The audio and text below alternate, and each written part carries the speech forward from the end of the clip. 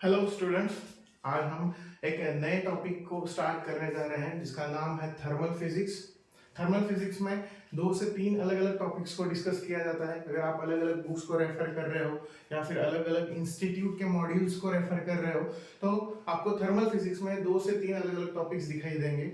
उसमें से आज हम पहला टॉपिक स्टार्ट करने वाले हैं जिसका नाम है थर्मल प्रॉपर्टीज ऑफ मैटर। इसके अलावा इसमें और भी कुछ टॉपिक्स है, for example kinetic theory of gases, उसमें आपको उसके अलग अलग डिस्कशंस किए जाते हैं। उसके अलावा थर्मोडायनामिक्स के बारे में बताया जाता है। तो फिलहाल के लिए हम आज स्टार्ट करते हैं थर्मल प्रॉपर्टीज ऑफ मैटर। इस चैप्टर की पूरी एक लेक्चर सीरीज आपको अवेलेबल होगी इस यूट्यूब चैनल पर, और जिसमें हम लोग डिस्कस करेंगे about the behaviour of the matter whenever it will be faces some thermal situations like heat application and all. Okay, तो चलो स्टार्ट करते हैं हम लोग। ये सीरीज कम से कम 8 से 10 लेक्चर की होगी। इसमें हर टॉपिक पर अलग अलग तरीके के क्वेश्चंस, पीवाईक्यूज सब डिस्कस किए जाएंगे।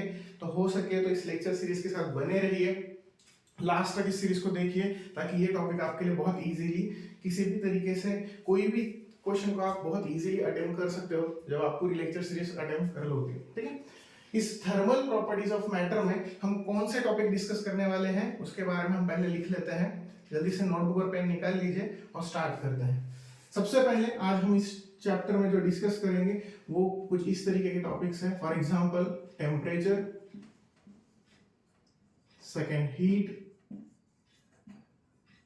Then thermal equilibrium,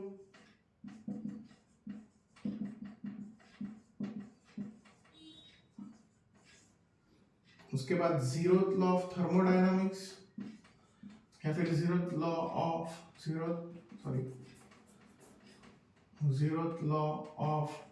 thermal equilibrium,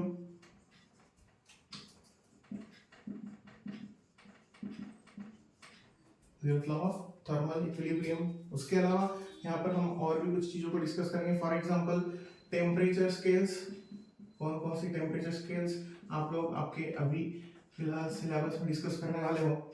उसके अलावा temperature measuring devices, temperature measuring devices. उसके अलावा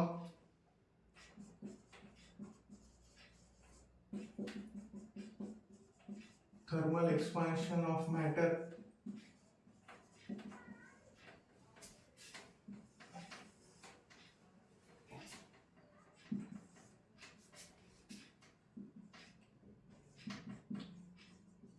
expansion of liquids, expansion of gases, expansion of gases, और उसके अलावा थर्मल स्ट्रेस एंड स्ट्रेन, और लास्ट वन न्यूमेरिकल्स और एमसीक्यूज। जो भी इससे रिलेटेड कुछ क्वेश्चंस होंगे वो आज हम देखने वाले हैं। जल्दी से नोट डाउन कर लीजिए। आज हम 8 से 10 टॉपिक पर डिस्कस करने वाले हैं और उसी से रिलेटेड हम एमसीक्यूज भी लास्ट में देखने वाले हैं। हम अगर ये कंसीडर कर ले कि आप लोगों ने नोट डाउन कर लिया है तो एक एक टॉपिक को लेकर डिस्कशन स्टार्ट करते हैं। पहले फर्स्ट फोर टॉपिक्स उसके बारे में जान लेते हैं।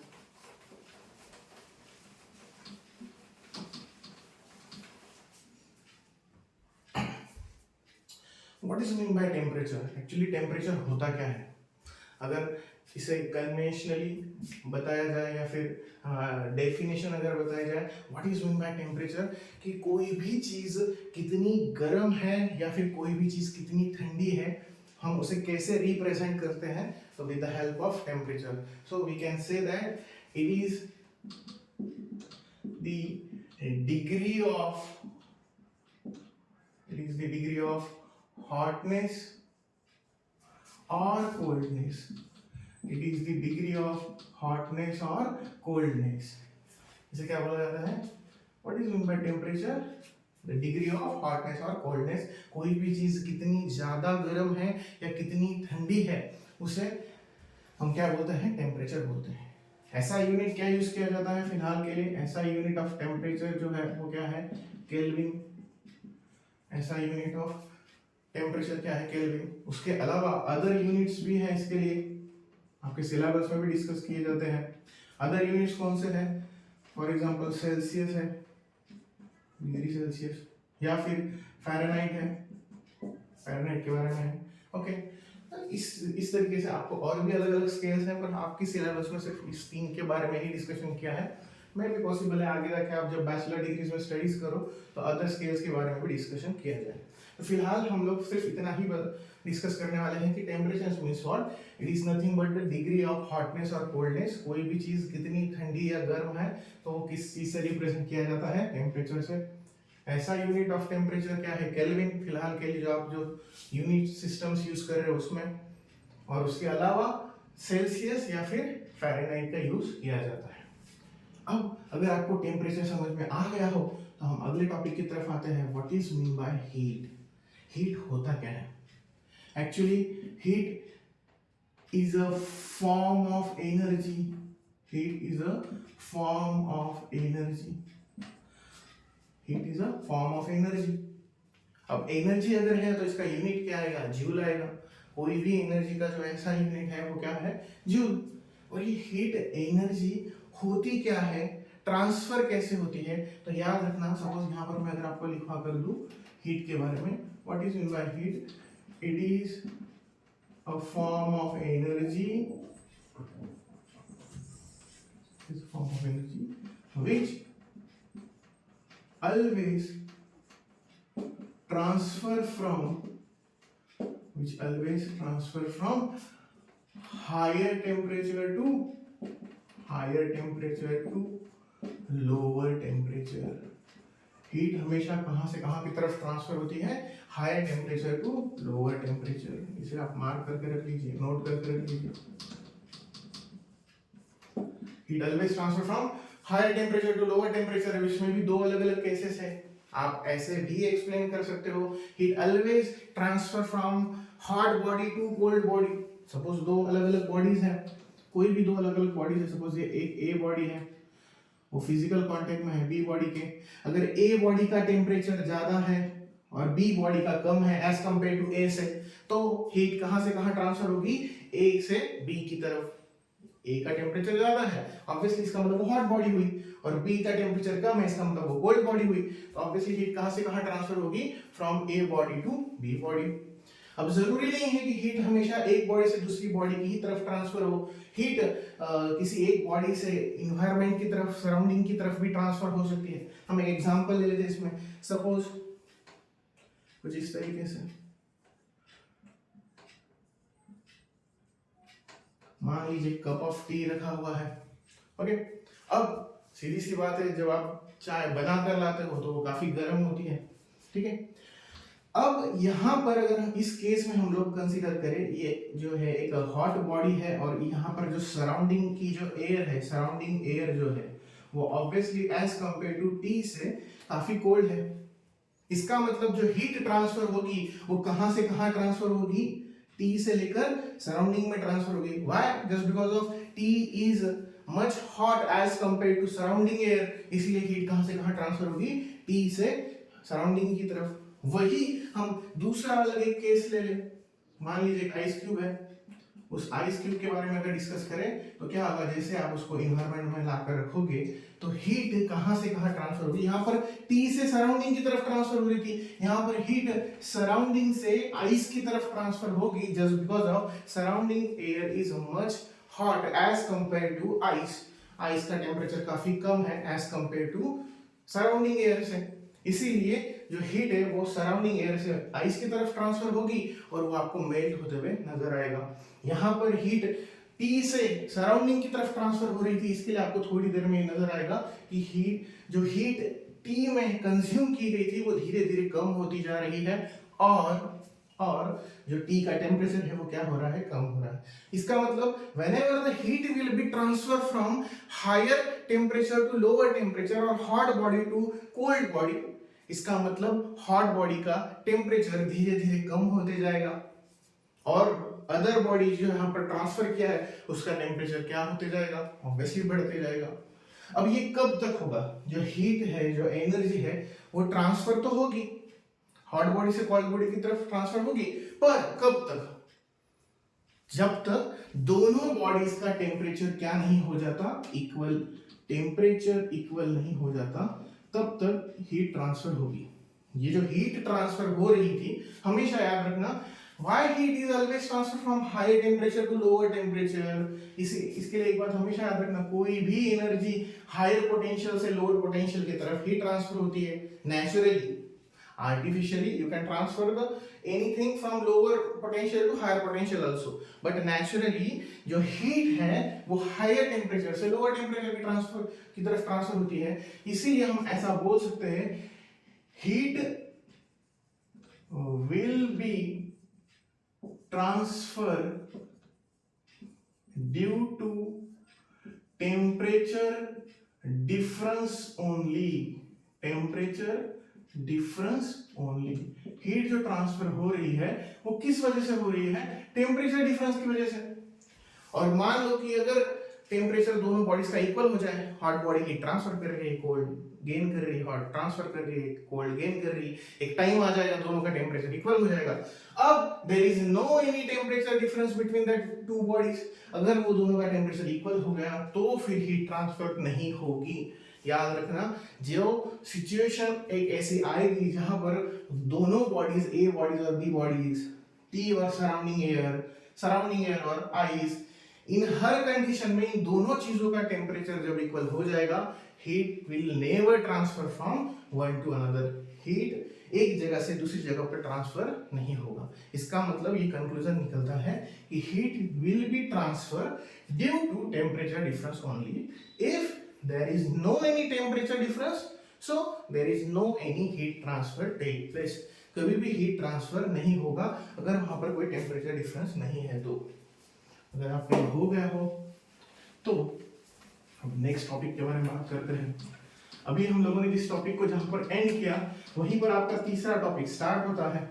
जैसे अभी हमने लास्ट में बताया कि हीट कब ट्रांसफर होगी, जब दोनों में कोई ना कोई टेम्परेचर डिफरेंस होगा। टेम्परेचर और हीट के बारे में पता चल गया हमको। अब बात करते हैं thermal equilibrium. What is mean by thermal equilibrium? It is a condition, it is a condition in which two bodies having same temperature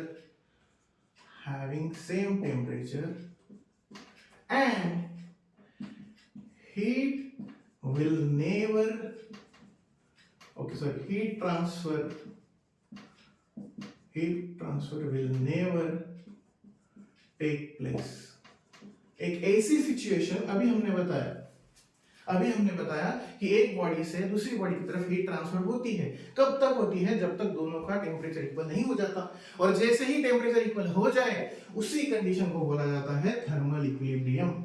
इसका मतलब we can say that the heat will be transferred from hot body to cold body or higher temperature to cold temperature up to thermal equilibrium condition, when the both bodies or both sections or whatever, when the both things are achieve same temperature, that is called as thermal equilibrium, and in this situation heat will never transfer from one to another। एक बार heat ने thermal equilibrium, system ने thermal equilibrium condition achieve कर ली तो फिर heat कहीं से कहीं transfer नहीं होगी। इसे हम जीरोथ लॉ ऑफ थर्मोडायनामिक्स से स्टडी करने का ट्राई करते हैं। मान लीजिए कि यहाँ पर हम दो अलग अलग बॉडीज को ले लेते हैं, A and B. Both are the separate systems but are in physical contact. ये एक अलग सेक्शन है, ये दूसरा अलग सेक्शन है। कंसीडर कर लेते हैं इस सिस्टम को आप ज्यादा से ज्यादा कौन से पैरामीटर से एक्सप्लेन कर सकते हो? Pressure, volume, temperature. ठीक है। सेकेंड है तो इसका लिखेंगे प्रेशर P2, V2, T2। और इनके बीच जो ये सेपरेशन वॉल है, it is a wall which can transfer the heat. एक ऐसी वॉल है जिससे हीट ट्रांसफर हो सकती है, मान लो यहां से यहां होगी या फिर यहां से यहां होगी, but according to zeroth law of thermal equilibrium क्या है, तो अगर हमें वो समझना है, पहले तो थर्मल इक्विलिब्रियम अगर क्लियर हो गया हो, it is a condition in which both the bodies having same temperature, the heat will never transfer वगैरह वगैरह। अब बात करते हैं जीरोथ लॉ ऑफ थर्मोडायनामिक्स में। सपोज यहाँ पर ये दोनों अगर सेम टेम्परेचर पर है तो हीट ट्रांसफर नहीं होगी, जबकि separation wall is a heat good conductor of heat, फिर भी हीट ट्रांसफर नहीं होगी जस्ट बिकॉज दोनों का टेम्परेचर सेम है। साइमल्टेनियसली हम यहाँ पर एक और सिस्टम को इंट्रोड्यूस कर देते हैं, दैट इज सी। अब यहाँ पर तीन अलग अलग बॉडीज हो गई, उसमें according to zeroth law of thermodynamics और according to zeroth law of thermal equilibrium मान लेते हैं कि a body is in thermal equilibrium with the C.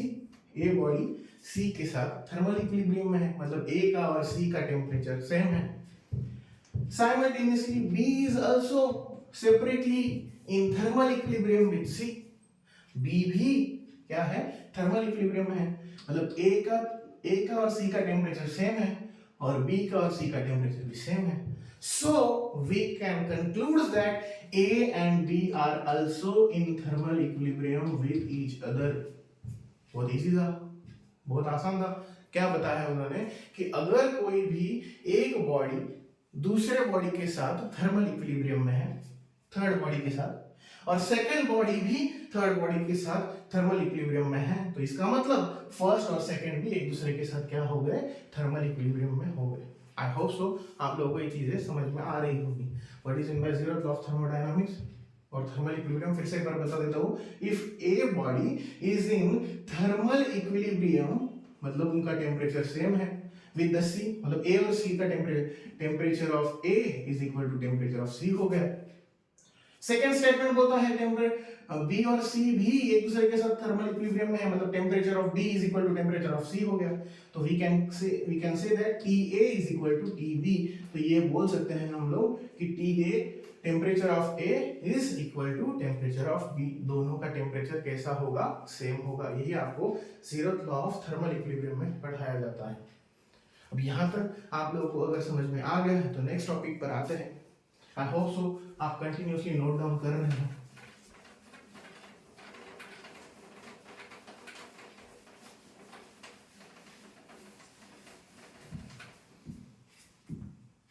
Next topic पर आते हैं। आपका नेक्स्ट टॉपिक जो है वो है टेम्परेचर स्केल्स या फिर डिफरेंट टेम्परेचर स्केल्स। अब इसमें आपको पहले मैं बता दूं कि जो स्केल्स हैं वो कौन कौन से हैं। जो टेम्परेचर स्केल्स हैं आपके सिलेबस में जो दिए हैं उसी के बारे में डिस्कस करेंगे सिर्फ, ठीक है। मान लीजिए फर्स्ट है आपका सेल्सियस स्केल, ठीक है, जिसके लिए आप यूनिट कौन सा यूज करते हो, डिग्री सेल्सियस। दूसरा है आपका फ़ारेनहाइट स्केल, यूनिट है आपका फ़ारेनहाइट, डिग्री फ़ारेनहाइट जो भी बोले हैं आप। थर्ड है केल्विन स्केल, रिप्रेजेंट कुछ इस तरीके से करते हो आप लोग, ठीक है। अब इसमें आपको एक बात हमेशा याद रखनी है, कोई भी स्केल को स्टडी करते वक्त उसके दो अलग अलग पॉइंट फिक्स किए जाते हैं। पहला होता है लोअर फिक्स्ड पॉइंट,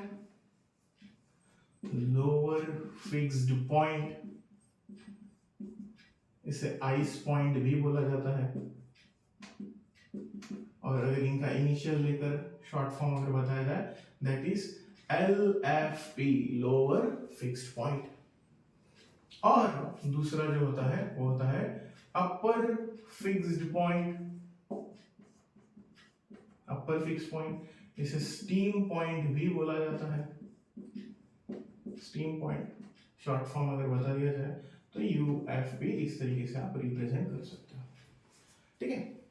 अब सेल्सियस स्केल जो होता है, जनरली आप लोगों ने कई बार देखा होगा कि जनरल लाइफ में हम लोग डिग्री सेल्सियस का यूज बहुत करते हैं, पर स्टडी पर्पस में मोस्ट ऑफ आप जब भी इस पर न्यूमेरिकल सॉल्व करोगे तो आपको कौन सा स्केल ज्यादा दिखाई देगा, केल्विन स्केल दिखाई देगा, ठीक है। अब डिग्री सेल्सियस में जो लोअर फिक्स पॉइंट होता है वो कितना होता है, 0 डिग्री सेल्सियस। क्यों 0 डिग्री सेल्सियस? सभी को पता है कि जो आपका आइस पॉइंट है वो कौन सा होता है? 0 डिग्री सेल्सियस। और स्टीम पॉइंट कौन सा लिया जाता है? 100 degree Celsius. So we can say that the Celsius scale having 100 division, equal division between them. यहाँ से लोअर से लेकर हायर तक कितने डिवीजन है? 100 डिवीजन है। फ़ारेनहाइट स्केल में जो लोअर फिक्स पॉइंट है वो कितना होता है? 32 फ़ारेनहाइट।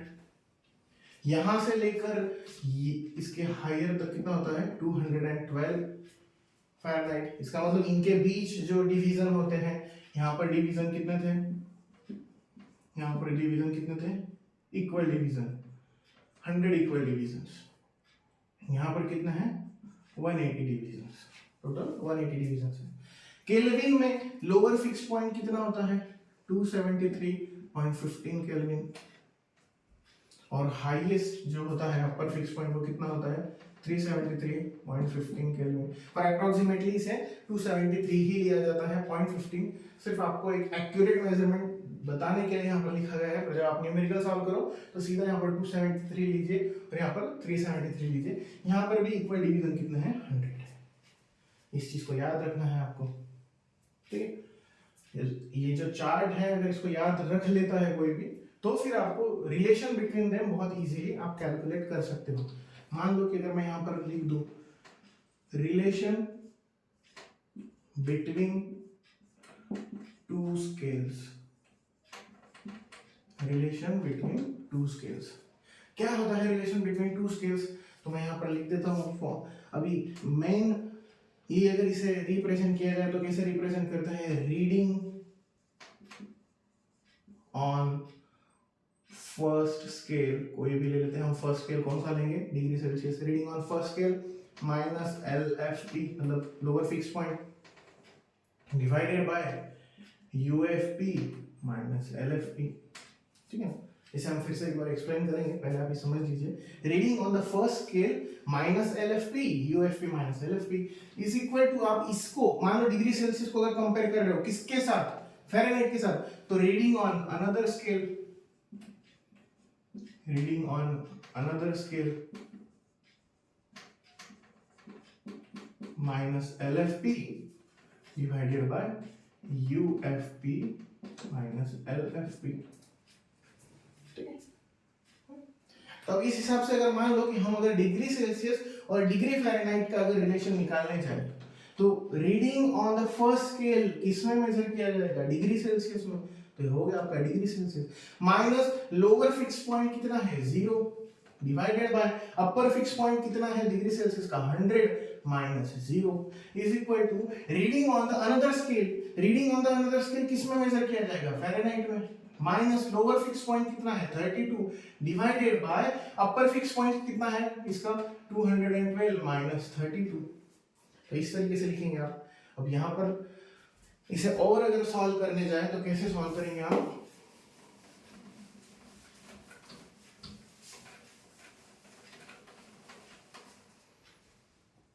ठीक है, इसे अगर सॉल्व करने जाए तो आपको क्या रिलेशन मिलता है? Degree Celsius minus 0 it doesn't matter divided by 100 आ जाएगा इज इक्वल टू, यहाँ पर ये इसी तरीके से रह जाएगा degree Fahrenheit minus 32 divided bye 212 minus 32। वहाँ पर लिखा था इक्वल डिवीजन कितने हैं? 180 डिवीजन। सबको समझ में आ रहा होगा, ठीक है? और सिमिलरली हम लोग यही रिलेशन से अगर आप केल्विन के लिए निकालने जाए तो वहां पर आपको कितना आएगा? सिमिलरली यहाँ पर पुट कर दीजिए। यहाँ पर क्या आएगा? Kelvin minus lower fix point कितना आएगा? 273 आएगा। यहाँ पर 373 माइनस ये आएगा। तो वहां पर आंसर क्या आएगा? Kelvin minus 273 divided by 100। अब इन नंबर्स को लास्ट में आपके बुक्स में मॉड्यूल्स में जो आपको रिलेशन दिखाई देता है उस हिसाब से अगर रिप्रेजेंट करना है तो क्या कर दीजिए? ये तीनों नंबर्स को आप 20 से डिवाइड कर दीजिए। Divide numerators, sorry divide denominators by 20। अगर मैं यहाँ पर तीनों को अगर 20 से डिवाइड कर दूं तो फाइनल एक्सप्रेशन क्या आता है आपका? C divided by 5। 100 को 20 से डिवाइड कर दीजिए 5 हो जाएगा आपका। यहाँ पर कितना आएगा? 9 आ जाएगा। और यहाँ पर कितना आएगा? फिर से 5। ये आपके मॉड्यूल्स में और बुक्स में दिखाई देने वाला रिलेशन है रिलेशन बिटवीन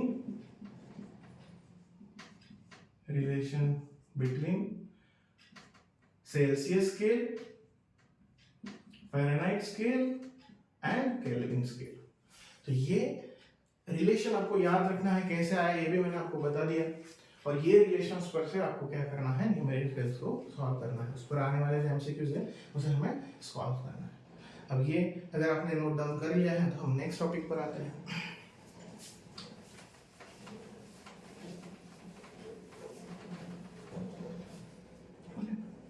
नोट डाउन कर लीजिए, डिस्कस कर, न्यूमेरिकल लास्ट में डिस्कस करने वाले हैं हम लोग। ठीक है, नेक्स्ट टॉपिक था आप लोगों का टेम्परेचर मेजरिंग डिवाइसेस। क्या होता है टेम्परेचर मेजरिंग डिवाइसेस, सभी को पता है। इसमें हम लोग मोस्टली एक पर ही ज़्यादातर फोकस करेंगे और उसी के बारे में हम डिस्कस करेंगे, वो है आपका थर्मोमीटर। किसके बारे में डिस्कस करेंगे हम? थर्मोमीटर। Why thermometer? क्योंकि आपने आपके डेली लाइफ में एक ही टेम्परेचर मेजरिंग डिवाइस देखा होगा, वो है थर्मोमीटर। मर्क्यूरी थर्मोमीटर पहले एनालॉग फॉर्म में आता था, आजकल डिजिटल फॉर्म में भी आपको दिखाई देने लगा है। पर हम जो टॉपिक डिस्कस कर रहे हैं उस हिसाब से हम यहाँ पर कौन सी थर्मोमीटर के बारे में बात करेंगे? सिर्फ एनालॉग थर्मोमीटर, जो मर्क्यूरी थर्मोमीटर होता था। ठीक है, तो मान लीजिए कि कुछ इस तरीके से होता था वो। ये एक आपकी ग्लास ट्यूब हुआ करती थी और इसके बीच में एक हॉलो सेक्शन हुआ करता था, कुछ इस तरीके से एक हॉलो सेक्शन हुआ करता था कुछ इस तरीके से, और जिसमें ग्लास में इस तरीके से होता था। ठीक है, और यहाँ पर पूरी तरीके से स्केल दी होती थी। ओके, अब इस हॉलो सेक्शन में मर्क्यूरी फिलअप की होती थी, और वो मर्क्यूरी कौन सा प्रिंसिपल फॉलो करती थी? Expansion, thermal expansion principle follow करती थी। जैसे मान लीजिए क्या वर्क करते थे ये लोग, थर्मोमीटर के बारे में अगर बात करें, सपोज यहाँ पर अगर मैं डिग्री सेल्सियस के बारे में बात करूं तो वो कितना हो जाता? 0 degree Celsius. Simultaneously 0 degree Celsius जब है, अगर ये फ़ारेनहाइट में अगर मुझे रिप्रेजेंट करना है तो 0 डिग्री सेल्सियस के साथ में यहाँ पर कौन सा दिखाऊंगा? 32 फ़ारेनहाइट, क्योंकि both are the lower fix point of different scales. समझ में आ रहा होगा सभी? मान लीजिए इसे हीट सप्लाई करना स्टार्ट कर दिया। अब हीट सप्लाई स्टार्ट कर दिया तो क्या होगा? Mercury will be start to expand, वो एक्सपांड होकर इस हॉलो सेक्शन में ऊपर की तरफ जाएगा और टेम्परेचर दिखाएगा। यहाँ पर स्केल पर वो जितना ऊपर की तरफ जाएगा उस हिसाब से हम लोग रीडिंग लेना स्टार्ट करेंगे कि कितना टेम्परेचर इस मर्क्यूरी ने, सॉरी इस थर्मोमीटर ने सेंस किया है। तो ये लोअर फिक्स पॉइंट हो गए। अपर फिक्स पॉइंट मान लीजिए यहाँ पर 100 डिग्री सेल्सियस, और यहाँ पर जाएगा वो। पर एक बात याद रखना, ठीक है, एक बात याद रखना, यहाँ पर ये सिर्फ मैं एक्सप्लेनेशन के लिए बता रहा हूँ कि यहाँ पर 100 डिग्री सेल्सियस होगा तो यहाँ पर क्या आएगा? 212 डिग्री फ़ारेनहाइट आएगा। बट नोट, यहाँ पर याद रखना, ये जस्ट एक्सप्लेनेशन के लिए लिखा है कि अगर दो अलग अलग स्केल एक ही थर्मोमीटर पर दिखाया जाए तो क्या होगा। बट नोट याद रखना कि thermometer cannot used for steam point। Thermometer को आप स्टीम पॉइंट पर यूज नहीं कर सकते। तो आपके स्टडी पर्पस के लिए कई बार न्यूमेरिकल में दे दिया जाता है। जनरली हमारे घर में जो थर्मोमीटर हम यूज करते हैं वो थर्मोमीटर स्टीम पॉइंट पर या फिर बॉइलिंग पॉइंट पर आप नहीं यूज कर सकते। इट विल बी बर्स्ट, उसका उतना कैपेसिटी नहीं होता कि वो क्या कर सकता है, स्टीम पॉइंट को स्टडी कर सकता है। अब यहाँ पर मान लेते हैं कि अगर ये दो चीजें आपको समझ में आ गई है तो सपोज ये तो फिक्स पॉइंट है सर, ये तो चार्ट था हमने लर्न कर लिया। पर अगर हमें मान लो कि यहाँ पर अगर 60 डिग्री सेल्सियस है तो फिर फ़ारेनहाइट पर कैसे कैलकुलेट करेंगे? सिंपल है, यहाँ पर आप 60 पुट कर दीजिए और फ़ारेनहाइट का आप निकाल सकते हो इन दोनों को लेकर। या फिर इनका ग्राफ आपको अगर रिप्रेजेंट करना है तो ग्राफ कैसे रिप्रेजेंट कर सकते हो उसके बारे में डिस्कशन कर लीजिए। कई बार ग्राफ से रिलेटेड क्वेश्चन भी पूछ लिए जाते हैं। सपोज एक्स एक्सिस पर, ये एक्स एक्सिस है आपका, वाई एक्सिस यहाँ पर मैं लिख देता हूँ टेम्परेचर इन डिग्री सेल्सियस, यहाँ पर लिख देंगे हम टेम्परेचर इन फ़ारेनहाइट। अब आप बताइए कि जब हम लोगों ने 0 डिग्री सेल्सियस को रिप्रेजेंट करना स्टार्ट किया था तब मिनिमम डिग्री सेल्सियस स्केल पर जो है वो मिनिमम 0 है। पर उसी वक्त फ़ारेनहाइट पर कहाँ पर है, 32 पर। सही है।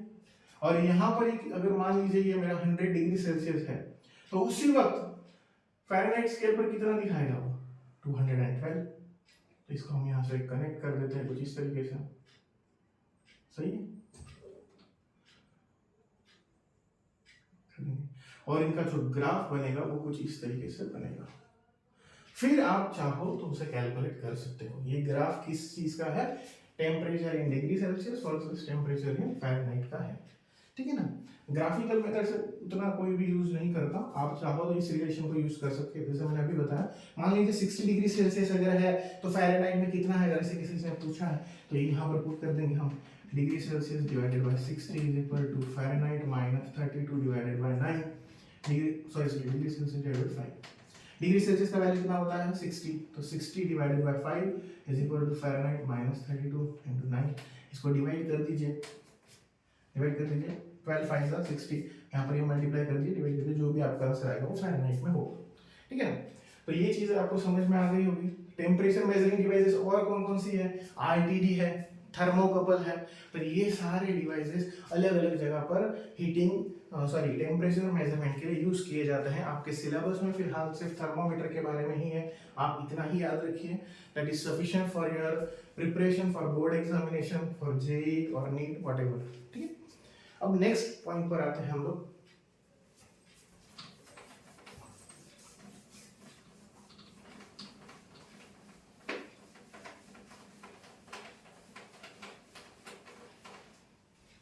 नेक्स्ट पॉइंट पर आते हैं हम। वो पॉइंट जो है आपका थर्मल एक्सपेंशंस।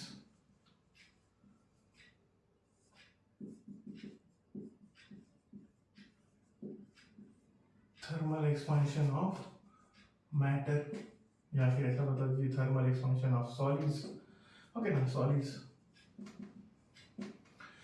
इसमें आपको ये टॉपिक को 3 अलग अलग कैटेगरी में डिवाइड करना है। नोटबुक को इस तरीके से डिवाइड कर लीजिए, या फिर चाहो तो सेपरेटली भी लिख लीजिए। सबसे पहले आप बेसिकली जो एक्सपांशन डिस्कस करते हैं, स्टडी करते हैं, वो होता है आपका लीनियर एक्सपांशन। ठीक है ना, लीनियर एक्सपांशन। अब लीनियर एक्सपांशन में क्या होता है कि अगर मैं थ्योरेटिकली बताने जाऊं, if temperature will be increases, then length of solid also increases। ये सभी को पता है, हाँ? सभी ने पढ़ा होगा ये चीज। हाँ? जब जब कोई भी चीज का टेम्परेचर बढ़ता है तो उस चीज का लेंथ बढ़ेगा, या फिर हम ऐसा बोल सकते हैं, if the temperature will be increases the matter will be start to expand. हम फिलहाल सिर्फ लेंथ के पॉइंट ऑफ व्यू से देख रहे हैं। जैसे यहाँ पर मैं एक रॉड का डायग्राम निकाल दूं, मान लीजिए इस रॉड का डायग्राम L है, सॉरी रॉड का लेंथ L है, तो आफ्टर एक्सपांशन उसका लेंथ इट में भी L प्लस डेल्टा L होगा, क्योंकि टेम्परेचर पहले T था, अब T प्लस डेल्टा T है। So if we want to find out the relation between the temperature and length, so we can say that delta L by L, सभी ने पढ़ा होगा, स्ट्रेन, लीनियर स्ट्रेन बोला जाता है इसे। हाँ, delta L by L, the linear strain is directly proportional to delta T. It means if the temperature will be increases, the length will also increases, or linear strain also increases। और इसी को हमें अगर यहाँ पर constant of proportionality को is equal to form में लाना है तो एक कांस्टेंट रिप्रेजेंट करना पड़ेगा, that is your alpha. What is mean by alpha? Alpha is the coefficient of linear expansion, coefficient of linear expansion. और मोस्ट ऑफ न्यूमेरिकल्स में आपको फाइंड आउट भी करने के लिए क्या बोला जाता है, कोएफिशिएंट ऑफ लीनियर एक्सपेंशन। तो यहाँ पर ये डेल्टा टी मल्टीप्लाई अल्फा को यहाँ पर आते वक्त क्या होगा, डिवाइड। तो what is the alpha? That is delta L by L into, यहाँ पर मल्टीप्लाई, यहाँ पर आते वक्त डिवाइड होगा, तो डेल्टा टी। इसे ऐसे रिप्रेजेंट कर सकते हो आप, alpha is equal to delta L by L into delta T. ठीक है। अब इसके यूनिट के बारे में लास्ट में डिस्कस करेंगे, पहले ये समझ लीजिए। ठीक है, फिर से एक बार बता देता हूँ। If the temperature will be increases, any matter will be start to expand, that means its length will be increase, its area will be increase, its volume will be increase वगैरह वगैरह। तो उस केस में आपको ये जो alpha मिल गया वो क्या है आपका कोएफिशिएंट ऑफ लीनियर एक्सपेंशन है। क्या है आपका coefficient of linear expansion. Next, अगर लेंथ इंक्रीज हो रहा है तो एरिया भी इंक्रीज होगा। तो लेंथ के बाद अब नेक्स्ट टॉपिक पर आते हैं हम areal expansion. That is also the part of thermal expansion of matter, that is solid. Solid के बारे में ही है। तो यहां पर जैसे हमने बताया कि if the temperature will be increase length also increase, तो सिमिलरली यहां पर वही चीज लिखेंगे, सिर्फ क्या करेंगे लेंथ की जगह पर क्या लिखेंगे एरिया आल्सो इंक्रीज। क्या बता रहा हूं मैं, if the temperature will be increases area also increases। सीधी सी बात है। यहाँ पर कुछ इस तरीके से दिखा दीजिए, मान लीजिए एक आपकी रेक्टेंगुलर या जो भी स्क्वायर शीट है उसका एरिया A है एट टेम्परेचर T। तो जैसे ही टेम्परेचर बढ़ेगा तो वो हो जाएगा T प्लस डेल्टा T और एरिया हो जाएगा A plus delta A। Okay, और इसे रिप्रेजेंट करना है तो फिर से इसी तरीके से बस एक रिलेशन याद रख लीजिए, जिसको ये याद हो गया नेक्स्ट वाले भी याद हो जाएंगे। डेल्टा L बाय L की जगह पर क्या लिखना है delta A by A is proportional to delta T। इसका मीनिंग ये हुआ if the temperature will be increase area will be also increase. और कांस्टेंट ऑफ प्रोपोर्शनलिटी को इज इक्वल टू फॉर्म में अगर लाना है तो क्या हो जाएगा आपका अल्फा यूज हो चुका है, that is beta. What is meant by beta? Coefficient of areal expansion. What is meant by beta? Coefficient of areal expansion. Okay. Beta की वैल्यू अगर आपको फाइंड आउट करनी हो तो डेल्टा टी को यहाँ पर शिफ्ट कर दीजिए, तो क्या हो जाएगा beta is equal to delta A upon A into delta T. ये आपका फॉर्मूला हो गया, beta is equal to delta A upon A into delta T. और लास्ट जो है वो है आपका वॉल्यूमेट्रिक एक्सपेंशन। लास्ट में आपका जो आएगा वो आएगा वॉल्यूमेट्रिक एक्सपेंशन। यहां पर क्या लिखोगे आप लोग, if the temperature will be increases length also increases area also increases. तो सेम यहां पर क्या लिखोगे आप, if the temperature will be increases volume also increases, volume also increases. यहां पर आप चाहो तो एक क्यूब के फॉर्म में लिखा दीजिए। मान लीजिए कि इसका ये वॉल्यूम है, वॉल्यूम V है एट टेम्परेचर T। अगर टेम्परेचर बढ़ा दिया तो क्या हो जाएगा आपका वॉल्यूम भी बढ़ जाएगा कुछ इस तरीके से। वॉल्यूम कितने से बढ़ेगा डेल्टा V से बढ़ेगा, तो टेम्परेचर भी डेल्टा V से बढ़ जाएगा। ओके, इसके बारे में कैसे लिखेंगे आप लोग, सिमिलरली जैसे आप लोगों ने यहाँ पर लिखा delta L by L is proportional to delta T, delta A by A क्योंकि यहाँ पर लेंथ था यहाँ पर एरिया था, वैसे यहाँ पर वॉल्यूम के लिए कैसे लिखोगे delta V by V is proportional to delta T। Proportionality को is equal to constant is equal to में फॉर्म में कन्वर्ट करना है तो कैसे लोगे delta V by V is equal to alpha beta हो चुका है अब गैमा इनटू डेल्टा T। और गैमा की वैल्यू अगर आपको फाइंड आउट करनी हो तो डेल्टा टी को यहाँ पर डिवाइड कर दीजिए, तो गैमा का फार्मूला क्या आएगा आपका delta V by V into delta T। ये आपका क्या आ गया।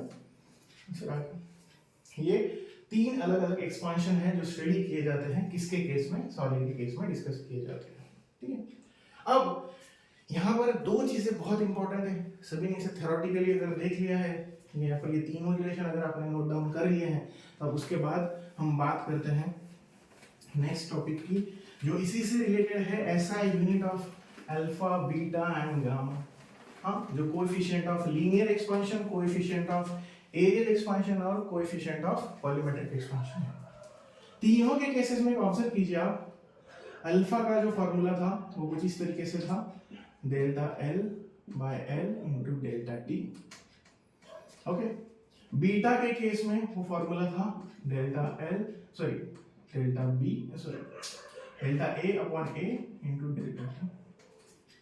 गैमा के केस में वही रिलेशन है, कुछ इस तरीके से था delta V by V into delta T।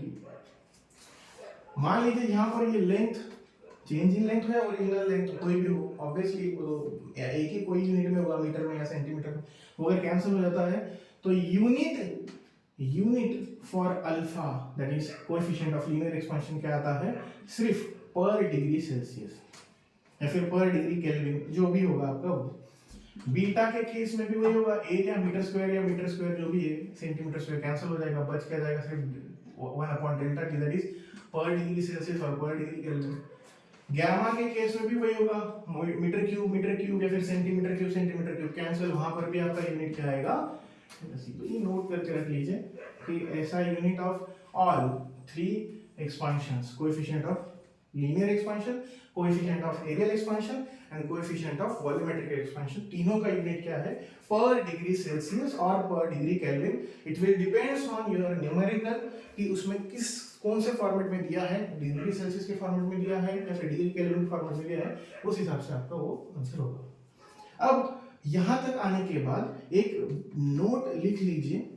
Note क्या है, अल्फा, बीटा और गैमा, इन लोगों में, इन तीनों में जो रिलेशन है वो क्या है, 1 2 3। इसका मतलब अल्फा और बीटा के रिलेशन के बारे में अगर बात की जाए तो कोई भी एक के बारे में अगर मैं लिखूं यहाँ पर, ठीक है ना, सपोज गैमा के बारे में लिखूं, तो जो आपका गैमा होता है वो, गैमा के बारे में अगर आप लिखने जाए, गैमा जो होता है वो 3 टाइम्स ऑफ क्या होता है, अल्फा। और आप यहाँ पर अल्फा और बीटा का रिलेशन अगर देख लो, यहाँ पर मैं लिखता हूँ अल्फा और बीटा का रिलेशन क्या होता है, सॉरी बीटा का रिलेशन जो होता है वो होता है 2 टाइम्स ऑफ अल्फा, जो रिलेशन आप देख रहे हो उस हिसाब से। तो अल्फा का रिलेशन बीटा के साथ कुछ इस तरह से भी लिख सकते हो, इसको यहाँ पर डिवाइड कर दीजिए, बीटा डिवाइडेड बाय 2, ठीक है। तो गैमा का रिलेशन कितना है, 3 टाइम्स है, ओके। और यहीं पर अल्फा की वैल्यू अगर मैं बीटा पुट कर दूं तो बीटा के साथ गैमा का रिलेशन कितना आएगा, 3/2 बीटा। इस चीज को नोट करके रख लीजिए, ठीक है। इस पर फिर कभी अलग से वीडियो में भी बात करेंगे। एक्चुअली इस डेरिवेशन की कोई जरूरत नहीं है यहाँ पर, फिर भी अगर किसी को डाउट है सर ये किस तरीके से आता है, तो इसको हम फिर से किसी अलग वीडियो में डिस्कस कर लेंगे कि how to prove that the alpha, beta and gamma are in the ratio of 1 2 and 3, किस तरीके से प्रूफ कर सकते हैं। फिलहाल के लिए ये याद रखना है। आसान भाषा में फिर से अगर बता दो आप लोगों को, beta is 2 times of alpha होता है और gamma is 3 times of alpha होता है। ये चीज को नोट करके रख लेना है, ये रिलेशन, क्योंकि आपको न्यूमेरिकल में कई बार ऐसा होता है कि न्यूमेरिकल आपका वॉल्यूमेट्रिक एक्सपेंशन का होता है या फिर एरियल एक्सपेंशन का होता है, पर आपको जो वैल्यू दी होती है वो अल्फा की दी होती है। तो कई बार हमें ऐसा लगता है कि ये मिस्टेक होगी, पर ऐसा कुछ भी नहीं है। अगर आपको अल्फा दिया है तो यू कैन मल्टीप्लाई बाय 2 और 3 टू कैलकुलेट बीटा और गैमा। आप कोई भी चीज उसमें से फाइंड आउट कर सकते हो, उसमें कोई इश्यू नहीं है। अब ये टॉपिक को डिस्कस करने के बाद हम हमारे नेक्स्ट टॉपिक पर आते हैं। धीरे धीरे हम लोगों का थ्योरेटिकल पार्ट खत्म हो रहा है और हम एमसीक्यू की तरफ बढ़ रहे हैं। आई होप सो यहाँ तक कि आपको जितनी भी कहानी है थर्मल प्रॉपर्टीज ऑफ मैटर की वो सब समझ में आ रही है, ओके। अब यहाँ से हम नेक्स्ट टॉपिक पर बात करेंगे, thermal expansion of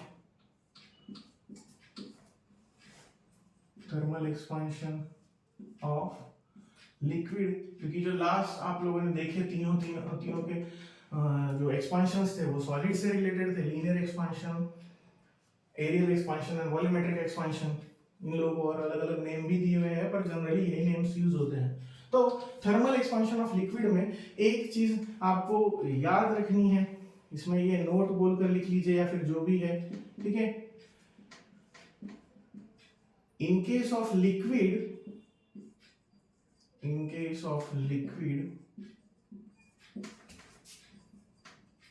there is only volumetric expansion. यहाँ पर या फिर ऐसा बोल सकते हैं, there is only volumetric expansion is observed.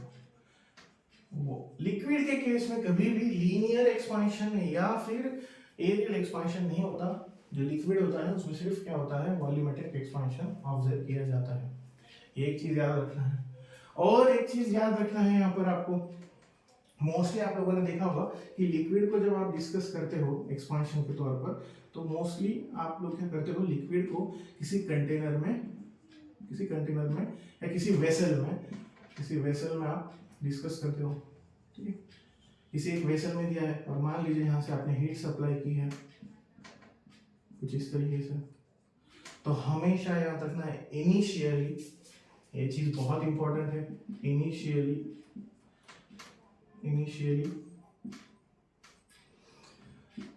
the level of liquid will be decreases. अब बात ये हो गई, सभी को कंफ्यूजन होगा sir, level of liquid will be decrease, how, कैसे डिक्रीज होगा? जस्ट बिकॉज ऑफ इस केस में जब हीट आप सप्लाई करते हो वेसल को, तो सबसे पहले हीट जो एब्जॉर्ब की जाती है वो किसके कौन एब्जॉर्ब करता है? तो वेसल एब्जॉर्ब करता है। तो यहाँ पर ये याद रखना है, initially heat absorbed by vessel. So expand कौन हुआ? Expansion of vessel is observed. अब आप ही बताइए कि अगर वेसल एक्सपांड होगा तो सीधी सी बात है लेवल ऑफ लिक्विड क्या होगा? डिक्रीज हो जाएगा। सीधी सी बात है, ये जो वेसल है वो अगर एक्सपांड हो गया तो लिक्विड का लेवल क्या होगा? कम होगा। और इसी को एपिरिएंट एक्सपांशन भी बोला जाता है। क्या बोला जाता है? एपिरिएंट एक्सपांशन ऑफ लिक्विड बोला जाता है। ठीक है, फिर बाद में एक पर्टिकुलर टाइम इंटरवल के बाद जब वेसल का एक्सपांशन रुक जाता है और हीट इसे ट्रांसफर होती है लिक्विड को, फिर वहां पर लिक्विड का एक्सपांशन होना स्टार्ट होता है। इन दोनों चीजों को नोट करके रखना, अगर थ्योरेटिकल क्वेश्चंस पूछे जाते हैं तो उसमें ये चीज बहुत ज्यादा मायने रखती है। आपको याद रहना चाहिए कि यहाँ पर ये चीज लिखवा कर दी थी।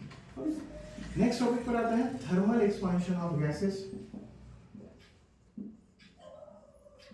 थर्मल एक्सपांशन ऑफ गैसेस, इस चीज को हम लोग डिटेल में कहां पर स्टडी करेंगे? Kinetic theory of gases chapter में। ठीक है, उससे पहले यहाँ पर सिर्फ एक चीज आपको बता दूं, जो कोएफिशिएंट ऑफ, ये भी आप स्टार करके रख लीजिए, coefficient of expansion for gas, coefficient of expansion for, और कोएफिशिएंट ऑफ एक्सपांशन कौन सा एक्सपांशन? Sorry, volumetric expansion.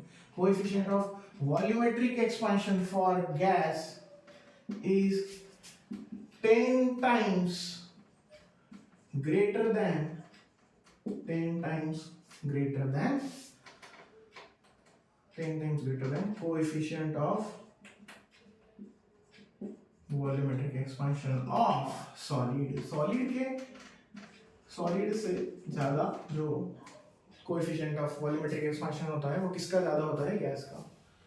अगर अलग अलग गैसेस आपने फिल किए हैं किसी कंटेनर में, सभी में वॉल्यूम सेम है, टेम्परेचर आप सेम सप्लाई कर रहे हो, तो इसका मतलब उनका एक्सपांशन सेम होगा। पर अगर टेम्परेचर अलग अलग है तो वॉल्यूम का एक्सपांशन, सॉरी जो गैस का एक्सपांशन है वो भी अलग अलग होगा। और सेकेंड थिंग याद रखना है, अगर आपको कभी पूछा जाए कि गैस और सॉलिड अगर इन्हें हम सेम टेम्परेचर से हीट कर रहे हैं, इनका जो गिवन जो भी पर्टिकुलर मास वॉल्यूम दिया है उसके हिसाब से, और पूछा जाए तो किसका एक्सपांशन ज्यादा होगा, तो याद रखना गैस का एक्सपांशन बहुत ज्यादा होगा एज कंपेयर टू सॉलिड से, क्योंकि उसका कोएफिशिएंट ऑफ वॉल्यूमेट्रिक एक्सपांशन बहुत ज्यादा है एज कंपेयर टू सॉलिड से। ठीक, नोट डाउन कर लीजिए।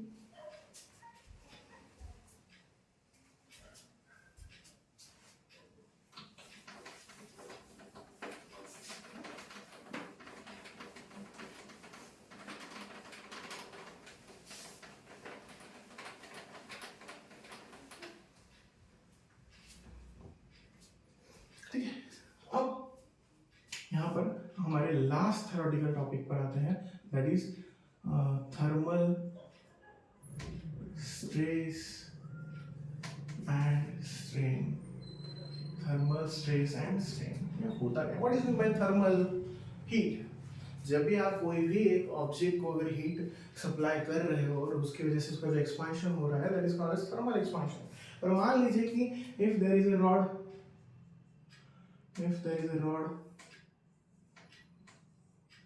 which is fixed between two end points, एक रॉड अगर आपने लिया है और उसे दो एंड पॉइंट के बीच में फिक्स किया है, और अगर उसे हीट सप्लाई कर रहे हो आप, हीट सप्लाई कर रहे हो और उस रॉड का एक्सपांशन आपने रिस्ट्रिक्ट कर रखा है इस दोनों फिक्स पॉइंट की वजह से, नेचुरली क्या होता है, if the heat will be supplied to the rod or any substance, it will be start to expand, that is a natural thing. But if you try to restrict the expansion of the rod, तो वहां पर जो stress develop होगा उसे क्या बोला जाता है? Thermal stress. मीन्स आप क्या कर रहे हो, एक्सपांशन ऑफ रॉड को रिस्ट्रिक्ट कर रहे हो। मैं यहां पर लिख देता हूं, if expansion of rod is restricted by two fixed end, then stress or thermal stress will be developed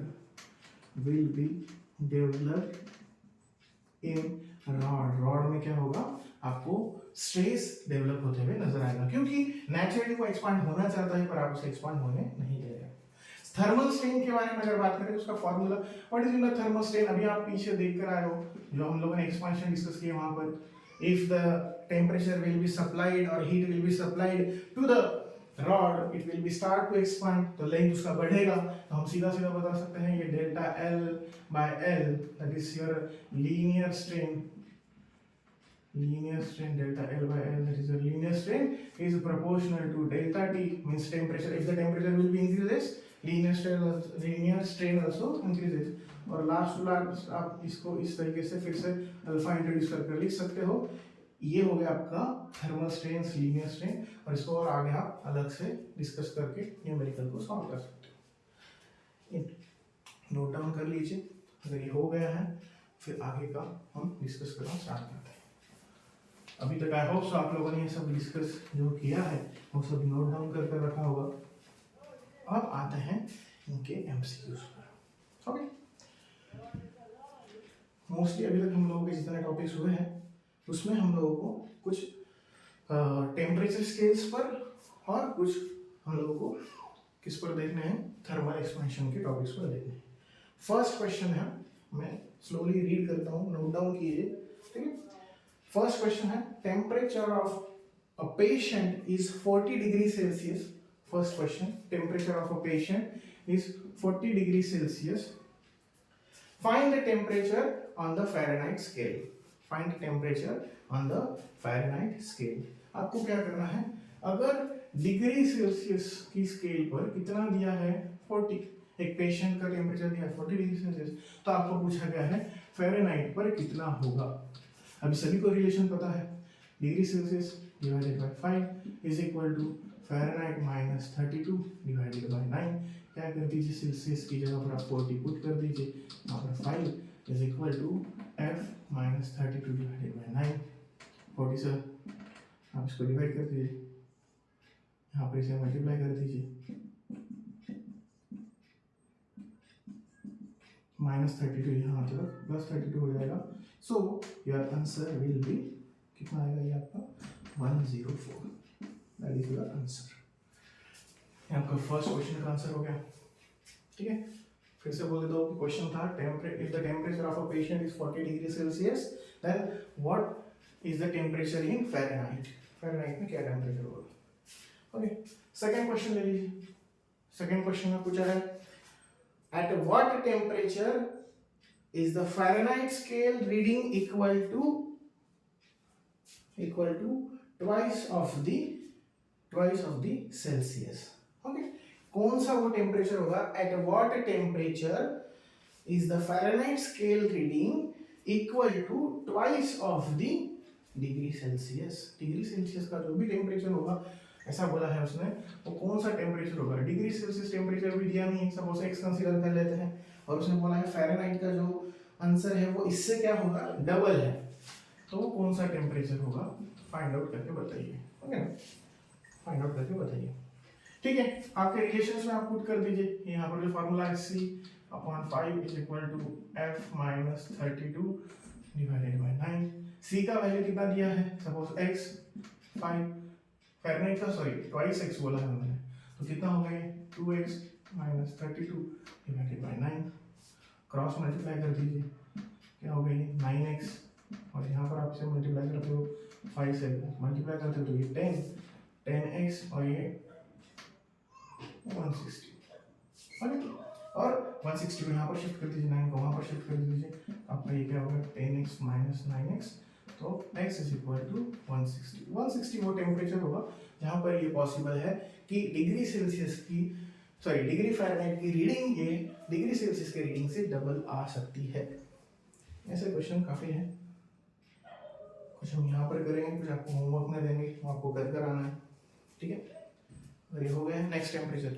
next question, next दिया है in the given figure a rod is free at one end, एक rod दिया है जो free है at one end and other end is fixed when we change the temperature of rod by delta theta, okay, delta theta के form में दिया है उसमें, then the strain produced in the rod will be,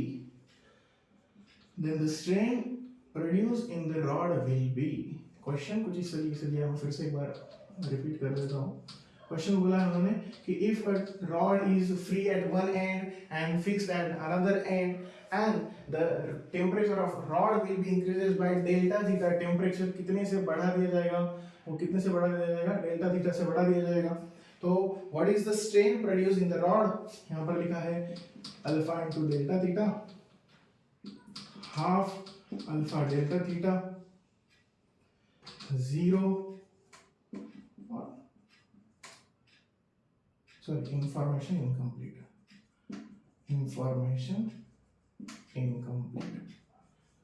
इस question में अब आप ही बताइए, अभी लास्ट टॉपिक देखा था हमने, thermal stress will be develop if the both and will be fixed, यहाँ पर बोथ एंड फिक्स नहीं है, यहाँ पर एक एंड आपने फ्री रखा हुआ है, इसका मतलब whenever the heat will be supplied to that rod it will be start to expand in this direction, इस डायरेक्शन में वो एक्सपांड हो सकता है, इसका मतलब यहाँ पर थर्मल स्ट्रेस या स्ट्रेन प्रोड्यूस नहीं होगा, तो आंसर आएगा आपका 0। इस केस में आपका स्ट्रेन प्रोड्यूस नहीं होगा, ओके, थर्मल स्ट्रेन, ओके, यहाँ पर थर्मल स्ट्रेन प्रोड्यूस नहीं होगा, ओके। नेक्स्ट क्वेश्चन पर आते हैं, नेक्स्ट क्वेश्चन कौन सा है, क्वेश्चन है 4th, okay. Three bodies are having temperature, तीन अलग अलग टेम्परेचर दिए, तीन अलग अलग बॉडीज के टेम्परेचर दिए। TA दिया है आपको -42 फ़ारेनहाइट, टेम्परेचर ऑफ B क्या है -10 डिग्री सेल्सियस, थर्ड वन दिया है आपको 200 केल्विन, और पूछा है which body among these is most warm, which body is among these is most warm, TA, TB, TC and none of above। अब बात तो ये आती है कि एक ऑब्जर्व कीजिए, यहाँ पर तीनों टेम्परेचर को किसी एक पैरामीटर में आपको कन्वर्ट करना होगा और फिर उसके बारे में डिस्कस कर सकते हो। पूछा गया है कि तीन अलग अलग बॉडीज के टेम्परेचर है, इनमें से सबसे which body is among most warm, इनमें से कौन सी बॉडी वार्म है। अगर फ़ारेनहाइट को कन्वर्ट करना है, इसके लिए अगर बात करें तो C/5 is equal to F का वैल्यू कितना पुट कर दीजिए -42 -32, इसके फॉर्मूला में ही है, और ये 9, इसको अगर सॉल्व करने जाते हो आप तो C/5, और ये कितना होता है आपका -74/9, इसे मल्टीप्लाई कर दीजिए, वहाँ पर मल्टीप्लाई करने के बाद कितना होगा ये 22 -370 समथिंग लाइक दैट, ओके, 370 ये 9, तो कितना होगा आपका -41.1 समथिंग कुछ आएगा। तो ये एक आंसर हो गया। एक दूसरा जो है वो ऑलरेडी डिग्री सेल्सियस में है, -10 डिग्री सेल्सियस। लास्ट वन जो आपको दिया है केल्विन में दिया है, ऑलरेडी केल्विन में दिया है, केल्विन में दिया है, और अगर डिग्री सेल्सियस में कन्वर्ट करना है तो आपको क्या करना पड़ेगा, -273 से करना पड़ेगा। क्यों, कैसे आया वो भी बता देता हूँ। एक्चुअली रिलेशन सेल्सियस और केल्विन में क्या है, C/5 is equal to K -273/5, दोनों में 5 कैंसिल कर दीजिए। K की वैल्यू कितनी पुट करनी है आपको, 200 -273 कितना आया, -73। अब एक्चुअली इन तीनों केसेस में ज्यादा जो गर्म है वो कौन सी बॉडी है, -41 है, -73 है, -10, तो ऑब्वियसली -10 आ सकता है। तो अगर कंपैरेटिवली अगर पूछा जाए, कंपैरेटिवली तीनों के कंपैरिजन में कौन सी ज्यादा हॉट है, तो बी बॉडी है जिसका टेम्परेचर -10 डिग्री सेल्सियस है। बट एक्चुअली यहाँ पर जो वर्ड्स यूज किए हैं, क्या वर्ड यूज किया है, which body among these is most warm. And what is mean bye warm, actually warm body उसे बोला जाता है जो हीट हीट इमिट कर सकती है, सॉरी इमिट नहीं, हीट दूसरी बॉडी को दे सकती है, उसके पास बहुत ज्यादा हीट है, इसलिए एज कंपेयर टू तीनों में ई भी ज्यादा है। बट वार्म वर्ड के हिसाब से अगर देखा जाए तो नन ऑफ अबव भी आ सकता है। वर्ड्स के हिसाब से आपका आंसर चेंज होगा, इस चीज को नोट करके रख लेना, ठीक है। नेक्स्ट क्वेश्चन पे, नेक्स्ट क्वेश्चन दिया है आपको, कंसीडर द फॉलोइंग स्टेटमेंट। यहाँ पर दो अलग अलग स्टेटमेंट दिए, थ्योरेटिकल क्वेश्चन है। पूछा गया है consider the following statement, if body A and body B are in state of thermal equilibrium, body B and C are in state of thermal equilibrium, then A and C are in also thermal equilibrium। बोला है कि question number 5 में बोला है कि A और B body thermal equilibrium में है, B और C थर्मल इक्विलिब्रियम में है, तो A और C भी थर्मल इक्विलिब्रियम में है। पॉसिबल है? सही है, सही है। अगर ये हम लोगों ने zeroth law of thermal equilibrium पढ़ा है, उस हिसाब से A अगर B के साथ थर्मल इक्विलिब्रियम में है, B C के साथ है, तो A और C भी एक दूसरे के साथ थर्मल इक्विलिब्रियम में हो सकता है। पर क्वेश्चन अभी खत्म नहीं हुआ। सेकंड स्टेटमेंट यह है, if body A and body B are not in thermal equilibrium, A and C are also not in thermal equilibrium, then B and C may be in thermal equilibrium। B और C के बारे में बोला है, पहले A और B के बारे में बता दिया कि नॉट इन थर्मल इक्विलिब्रियम, फिर बोला है उन्होंने A और C also not in thermal equilibrium, B और C may be कंफर्म नहीं है।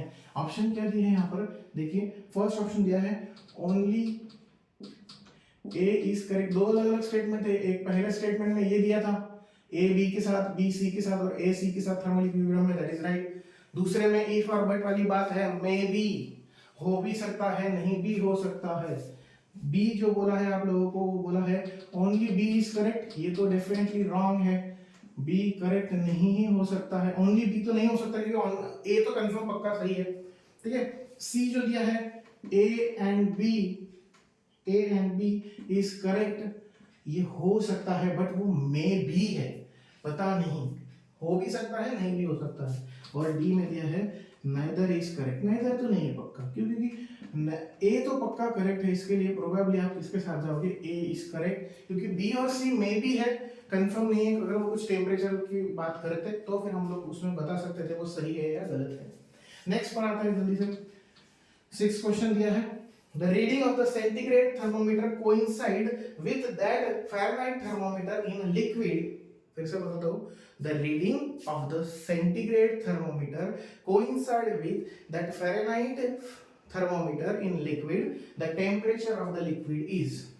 सिंपल लैंग्वेज में बताता हूँ, उन्होंने पूछा है वो कौन सा टेम्परेचर होगा जहां पर डिग्री सेल्सियस और फ़ारेनहाइट दोनों का टेम्परेचर इक्वल पाया जाएगा, वो कौन सा टेम्परेचर है। हाँ, तो अकॉर्डिंग टू कंडीशन के हिसाब से टेम्परेचर तो निकालना है आपको, तो डिग्री सेल्सियस वो कौन सा टेम्परेचर होगा जहां पर डिग्री सेल्सियस और डिग्री फ़ारेनहाइट का टेम्परेचर इक्वल होगा, मतलब वो दोनों इक्वल है, तो मैं एक्स कंसीडर कर लेता हूँ। और आपको जो फॉर्मूला पता है C/5 is equal to F minus 32 divided by 9, तो दोनों इक्वल बोला है, तो यहाँ पर क्या कर दीजिए x/5 is equal to x minus 32 by 9, cross multiply कर दीजिए, तो क्या हो जाएगा आपका 9x is equal to 5x minus 160। इसको यहाँ शिफ्ट कर दीजिए, इसको यहाँ शिफ्ट कर दीजिए, अदरवाइज इसे यहाँ ले लीजिए, 9 माइनस 5 कितना हो जाएगा आपका 4x, और ये 160 माइनस 160 सॉरी 4 से डिवाइड कर दीजिए, माइनस 160 डिवाइडेड बाय 4, इसका मतलब कितना आंसर आएगा -40 वो आंसर होगा, -40 डिग्री सेल्सियस वो आंसर होगा जहां पर दोनों का रीडिंग कैसा आएगा, एग्जैक्टली सेम आएगा, अलग अलग आने वाला नहीं है। नेक्स्ट क्वेश्चन की तरफ आते हैं।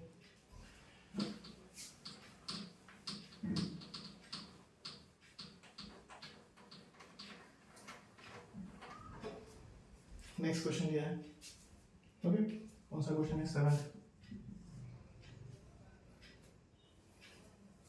If a thermometer reads freezing point of water as a 20 degree Celsius, उसने क्या बोला है, फ्रीजिंग पॉइंट यहाँ पर लिख देता हूँ मैं, फ्रीजिंग पॉइंट ऑफ वाटर कितना दिया है 20 डिग्री सेल्सियस, और बोला है and boiling point of water, ये दोनों इन्होंने कहां पर लिखे हैं, डिग्री सेल्सियस के फॉर्म में लिखे, इसका मतलब डिग्री सेल्सियस की स्केल पर आपको ये पुट करने पड़ेंगे। How much thermometer read when actual temperature is 60 degree Celsius. तो अगर उन्होंने बोला है कि एक्चुअल टेम्परेचर 60 डिग्री सेल्सियस होगा, तो थर्मोमीटर में डिग्री सेल्सियस की रीडिंग कितनी आएगी वो बताइए। ओके, देखो इसमें दो अलग अलग, यहाँ पर मैं ऐसे लिख देता हूँ। ऐसे क्वेश्चन में आपको क्या करना है, actual condition is equal to given condition, actual condition is equal to given condition, ठीक है ना। अब यहाँ पर आपको क्या करना है, पहले एक्चुअल कंडीशन की बात कर लेते हैं। एक्चुअल कंडीशन जो दिया है वो एक्चुअल कंडीशन आपका क्या होता है, तो Celsius minus 0 divided by 100 minus 0, ठीक है। अब वहां पर जो दिया है, उन्होंने बोल दिया है कि वहां पर एक्चुअल टेम्परेचर कितना आने वाला है, 60 माइनस ये 20, 60 माइनस आपका 20। ओके ओके, मेरे सॉरी एक्चुअल कंडीशन कितना आएगा, x माइनस 20 डिवाइडेड बाय कितना बोला है, हाईएस्ट पॉइंट 150 माइनस 20, और ये इधर उधर हो गया, लिख लेना एक बार। और उधर की कंडीशन में आप क्या लिखोगे, 60 अगर दिया है तो आप कितना आंसर रीड कर पाओगे उसका, हाँ कितना आंसर रीड कर पाओगे, ठीक है। तो इसे अगर सॉल्व करोगे तो कैसे हो जाएगा, x माइनस 20 और ये आपका 130 हो गया। यहाँ पर ये आपका 60 by 100 that is 6 by 10, 6 by 10 को और अगर आप ये कर दो तो ये आपका हो जाएगा 3 बाय 5, 2 से डिवाइड करने के बाद इसे यहाँ पर मल्टीप्लाई कर दीजिए। x minus 20 is equal to 130 से इसे मल्टीप्लाई किया तो 0, 9 और ये 3 डिवाइडेड बाय 5 यहाँ पर इज इक्वल टू, पहले से डिवाइड कर लीजिए, आई थिंक 78 माइनस 20 वहाँ जाते हो 20 और x का वैल्यू कितना आएगा 98। तो अगर ऐसी कंडीशन है 0 की जगह पर अगर वो 20 दिखा रहा है, 100 की जगह पर वो 150 दिखा रहा है, तो 60 की जगह पर वो कितना दिखाएगा, 98 दिखाएगा।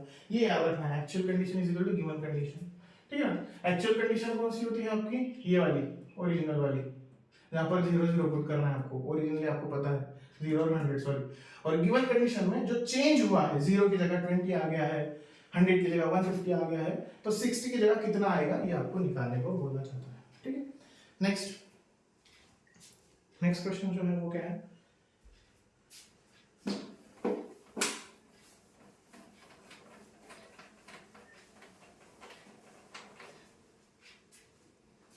नेक्स्ट क्वेश्चन दिया है, नोट डाउन कीजिए। Two temperature scales A and B, कैपिटल A and B are related by एक इक्वेशन दिया है यहाँ पर आपको, a minus 32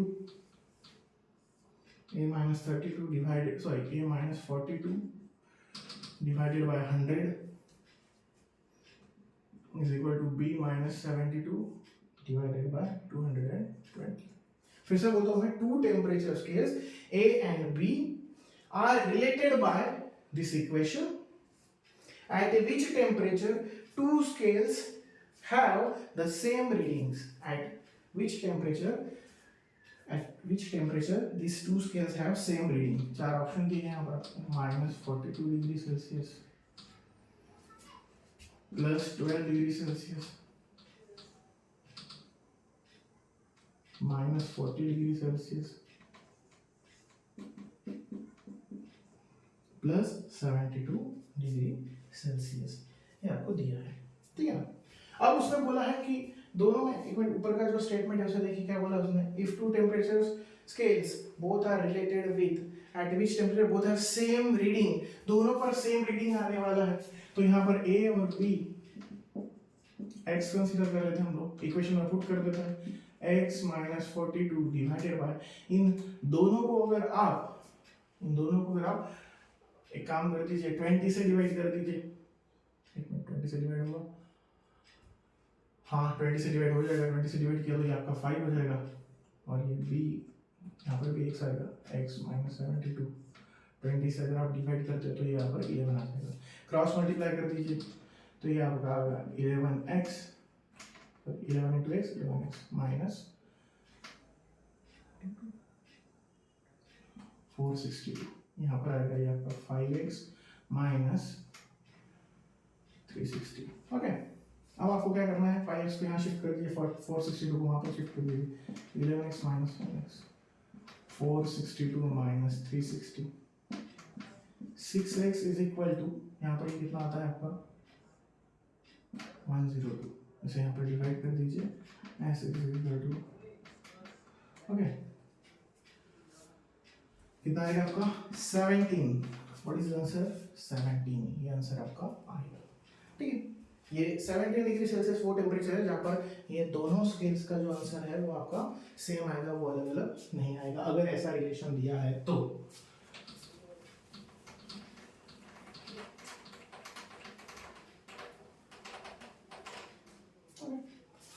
नेक्स्ट, अब कौन से इस पर एमसीक्यू देखने आपको, थर्मल एक्सपेंशन पर। थर्मल एक्सपेंशन पर ऐसा बोला है, पहला क्वेश्चन दिया है, if the coefficient of linear expansion, A is the coefficient of linear expansion, coefficient of linear expansion बोला है उसने, बोला है B is the coefficient of areal expansion, okay, small b is the coefficient of linear expansion, और C दिया है coefficient of volumetric expansion. तो यहाँ पर which of the following is true, यहाँ पर 4 ऑप्शन दिए हैं, which of the following is true, अगर A B C है तो इनमें से कौन सा ऑप्शन सही है, B is equal to 2C, C is equal to 3A, B is equal to 3A और A is equal to 2B, तो कौन सा किसके साथ रिलेशन सही है। सभी ने अभी हम लोगों ने अल्फा बीटा और गामा के रिलेशन देख कर आए हैं, पीछे एक बार चेंज कीजिए, पेज और चेक कीजिए। b is equal to 2c हो ही नहीं सकता, क्योंकि b जो है आपका वो कोएफिशिएंट ऑफ एरियल एक्सपेंशन है, coefficient of areal expansion that is beta. Beta किसके साथ 2 टाइम्स होता है, अल्फा के साथ होता है, इसका मतलब ये तो गलत हो गया, क्योंकि अल्फा मतलब लीनियर एक्सपेंशन होता है, ये c के साथ बता रहा है, रॉन्ग है। उसके बाद c मतलब आपका गामा हो गया, coefficient of 3 times of alpha होता है, gamma is equal to 3 times of alpha होता है, लिखवा कर दिया, दैट इज राइट। आगे भी चेक कर लेते हैं, b coefficient of areal expansion 3 times हो ही नहीं सकता, इट विल 2 टाइम्स, यहां पर भी दे दिया, ये भी रॉन्ग है। और लास्ट में alpha is equal to 2 times of beta नहीं हो सकता, अल्फा इज b/2 हो सकता था अगर वो देते तो, but B option is right है। ठीक है, आपको थ्योरेटिकल में लिखवा कर दिया, एक बार चेक कीजिए। नेक्स्ट क्वेश्चन यहीं पर देख लेते हैं, क्या बोला है, कोएफिशिएंट ऑफ क्यूबिकल एक्सपेंशन, लिख लीजिए, कोएफिशिएंट ऑफ क्यूबिकल एक्सपेंशन या फिर coefficient of volumetric expansion of water is 0। Gamma ये जो होगा coefficient of volumetric expansion of water, ये 0 होगा, 0 कौन से टेम्परेचर पर 0 होगा, A B C D, 4 option दिए हैं यहाँ पर आपको, A B C D, 0 degree Celsius पर 0 होगा, 4 डिग्री सेल्सियस पर 0 होगा, 15.5 डिग्री सेल्सियस पर 0 होगा, या फिर 100 डिग्री सेल्सियस पर 0 होगा। उन्होंने पूछा है कि वाटर का जो वॉल्यूमेट्रिक एक्सपेंशन है वो 0 मतलब मिनिमम, वाटर कहाँ पर मिनिमम एक्सपांड होता है। सभी को पता है कि वाटर जो केस है वो लिक्विड में आता है, बट एक टॉपिक आपको पढ़ाया जाता है 10th स्टैंडर्ड में, anomalous behaviour of the water, वो टॉपिक यहाँ पर हम बात कर रहे थे 1 मिनट के लिए, कि वाटर का जो बिहेवियर है 0 डिग्री सेल्सियस से 4 डिग्री सेल्सियस के बीच में, that is called as anomalous behaviour of water. और इस केस में जब 0 से 4 की तरफ जा रहे हो तो आपका टेम्परेचर बढ़ रहा है एक्चुअली, तो कोएफिशिएंट वॉल्यूमेट्रिक एक्सपेंशन होना चाहिए, पर वॉल्यूमेट्रिक एक्सपेंशन नहीं होता, वो कॉन्ट्रैक्ट होता है। और for your kind information, 4 degree Celsius पर वाटर की डेंसिटी क्या हो जाती है, मैक्सिमम। वाटर की डेंसिटी क्या हो जाती है, मैक्सिमम। और आप ही बताइए डेंसिटी का जो फॉर्मूला है वो क्या है, मास अपॉन वॉल्यूम। अगर डेंसिटी ज्यादा है, बहुत ज्यादा है, तो वॉल्यूम क्या हो जाएगा, कम हो जाएगा। वॉल्यूम कम हुआ तो वॉल्यूमेट्रिक एक्सपेंशन पर भी इफेक्ट होगा। तो इसका मतलब gamma coefficient of volumetric expansion minimum कहां पर होगा, मिनिमम कितना हो सकता है, 0 हो सकता है, वो कहां पर होगा, 4 डिग्री सेल्सियस पर। क्या रीजन है, कि 4 डिग्री सेल्सियस पर वाटर की जो डेंसिटी होती है वो मैक्सिमम होती है, तो इसके आंसर क्या आएगा, 4 degree Celsius. Anomalous behaviour of water पर ये क्वेश्चन दिया गया है। ओके, नेक्स्ट टॉपिक पर आते हैं, sorry next topic, next question पर आते हैं। A beaker is completely filled with water at 4 degree Celsius. Question में क्या दिया है, राइट डाउन कीजिए। A beaker is completely filled with water at 4 degrees Celsius. It will overflow if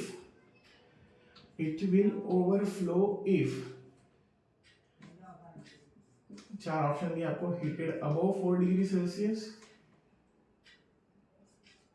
cooled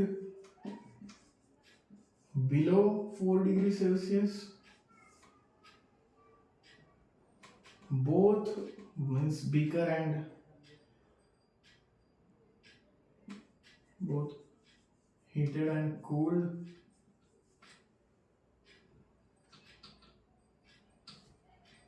above or below 4 degree Celsius.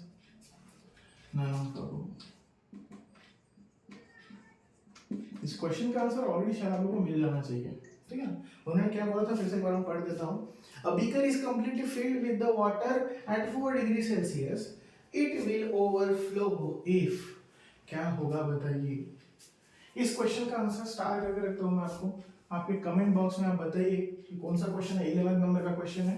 क्या होगा, कब ऐसा होगा कि मान लीजिए एक बीकर है, एक वेसल है जिसको कंप्लीटली फुल्ली भरा हुआ है वाटर से, तो वो ओवरफ्लो कब होगा, ये चार ऑप्शन दिए हैं। इसका आंसर थ्योरेटिकल है, बहुत इजी है, फिर भी मैं आपसे एक्सपेक्ट करता हूँ इसका आंसर आप बताइए कमेंट बॉक्स में क्या आंसर होगा इसका, ठीक है। नेक्स्ट क्वेश्चन पर आते हैं, 12th नंबर का क्वेश्चन है। When a metallic sphere is heated, option question लिखिए, when a metallic sphere is heated, the largest increase in its, अगर एक मेटालिक स्फीयर लिया है और उसे हीट किया गया है, ठीक है, व्हाटएवर जो भी टेम्परेचर हो, एक पर्टिकुलर टेम्परेचर तक उसे हीट किया गया है, तो अब आप बताइए कि नीचे दिए गए कौन से ऑप्शंस में, ज्यादा इंक्रीमेंट होगा, वॉल्यूम ज्यादा बढ़ेगा, एरिया ज्यादा बढ़ेगा, डायमीटर ज्यादा बढ़ेगा, या सेम इन ऑल होगा। सीधी सी बात है, वॉल्यूम सबसे ज्यादा बढ़ेगा, जस्ट बिकॉज ऑफ हम सभी को पता है कि लीनियर एक्सपेंशन और वॉल्यूमेट्रिक एक्सपेंशन का जो रिलेशन है वो इस तरीके से, gamma is equal to 3 times of alpha. मतलब ये डायमीटर और एरिया के कंपैरिजन में वॉल्यूम 3 टाइम्स बढ़ेगा। वॉल्यूम का फार्मूला भी होता है, अगर वो क्यूबिकल फॉर्म में है, ऐसे कंसीडर कर रहे हैं हम लोग सिर्फ कि अगर वो क्यूब फॉर्म में होता तो L क्यूब हो जाता, तो सीधी सी बात है वॉल्यूम सबसे ज्यादा बढ़ेगा एज कंपेयर टू एरिया और डायमीटर। आई होप सो यहाँ तक आपको ये सभी चीजें समझ में आई हो। थर्मल प्रॉपर्टीज ऑफ मैटर में अभी तक जितनी भी चीजें हुई इससे रिलेटेड कोई भी अगर आपको डाउट रह गया हो तो you can inform in the comment box, या फिर कोई भी क्यूरी और रह गई हो तो आप बता सकते हो। इस टॉपिक को कल फिर से कंटिन्यू करेंगे इस लेक्चर सीरीज के सेकेंड पार्ट में, ओके। तब तक के लिए थैंक यू।